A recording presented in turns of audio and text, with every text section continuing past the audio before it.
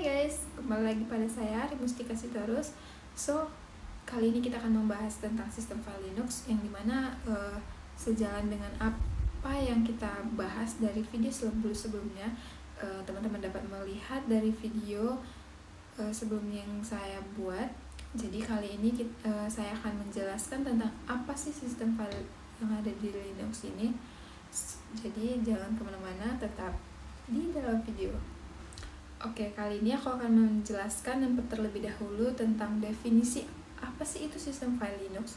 Nah, file system atau sistem file itu adalah sebuah operasi yang berguna untuk mengatur lokasi penyimpanan data, menentukan besaran maksimum file, menentukan besaran maksimum dari partisi, dan juga mengatur data supaya tidak mudah rusak, sampai dengan mengatur kecepatan akses data. Nah, itulah sebabnya file system dari suatu sistem operasi selalu dikembangkan dengan tujuan agar pengguna dapat dengan mudah dan cepat mengakses data. Nah, selanjutnya ada struktur direktori Linux, yang dimana dalam Linux menggunakan file system di Windows, dimana susunan direktori ditentukan dengan kondisi partisi dan hard disk, dan juga bentuk drive di Windows merupakan represensi dari partisi, di mana huruf C diberikan untuk pertama di hard disk. Linux juga tidak mengenal apa itu konsep drive.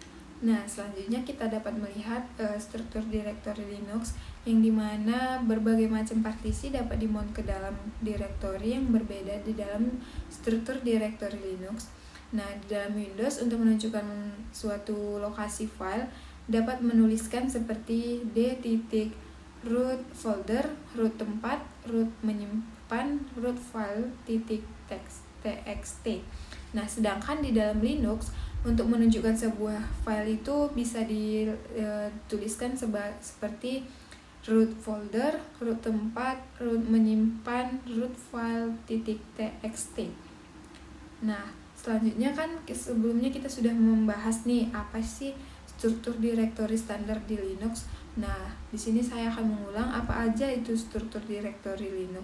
Yang pertama ada root, yang kedua ada root bin, yang ketiga ada root boot, selanjutnya ada root dev, selanjutnya ada root x, selanjutnya ada root home, dan sebagainya. Masih banyak lagi, bisa teman-teman lihat dari berbagai macam sumber yang bisa teman-teman lihat lagi, atau teman-teman bisa melihat video sebelumnya supaya teman-teman bisa mengerti apa struktur direktori standar di dalam Linux.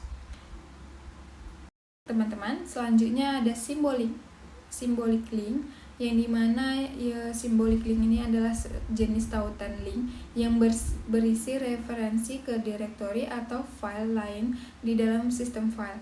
Nah, symbolic link ini dapat membuat path tambahan atau path yang lebih mudah diakses tanpa harus mengubah struktur hierarki file sebenarnya. Nah, symlink ini bisa mirip dengan shortcut di Windows, yang dimana jika file target dihapus atau dipindahkan, symlink ini akan tetap ada, tetapi akan menjadi broken atau rusak. Nah, bisa teman-teman lihat ada contoh dari symlink yang bisa digunakan dalam script dalam Linux. Bisa teman-teman lihat ada perintah yang bisa teman-teman ikuti dan mungkin melakukan. Nah, selanjutnya ada akses pengelolaan removable media, yang dimana jenis-jenis media removable ini ada yang pertama itu ada USB drive, yang dimana media penyimpanan portable yang paling umum digunakan. Nah, biasanya digunakan untuk menyimpan dan memindahkan data antara komputer. Nah, yang kedua ada external hard disk drive atau HDD, yang dimana penyimpanan eksternal yang memiliki kapasitas lebih besar daripada USB drive. Nah, ini digunakan untuk backup data atau menyimpan file besar. Nah, selanjutnya ada SD card, yang dimana ini adalah sebuah kartu memori yang sering digunakan pada perangkat mobile seperti kamera dan smartphone yang biasanya ini diakses menggunakan card reader.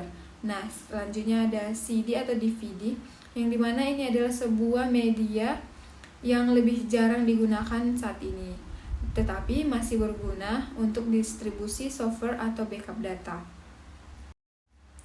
Nah, sekian dari penjelasan sedikit tentang sistem file Linux, dan juga mungkin teman-teman masih bingung apa sih sistem file Linux dan apa aja yang bisa dilakukan dalam Linux. Teman-teman dapat mencari referensi-referensi buku dari e-book, dari Google Scholar atau Google Book, dan perpustakaan-perpustakaan yang ada di kota tempat tinggal teman-teman sekalian.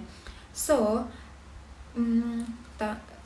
sekian dan terima kasih atas perhatiannya, dan juga mungkin ada kata dan kesalahan dari pengucapan saya mohon maaf. Saya akhiri, terima kasih.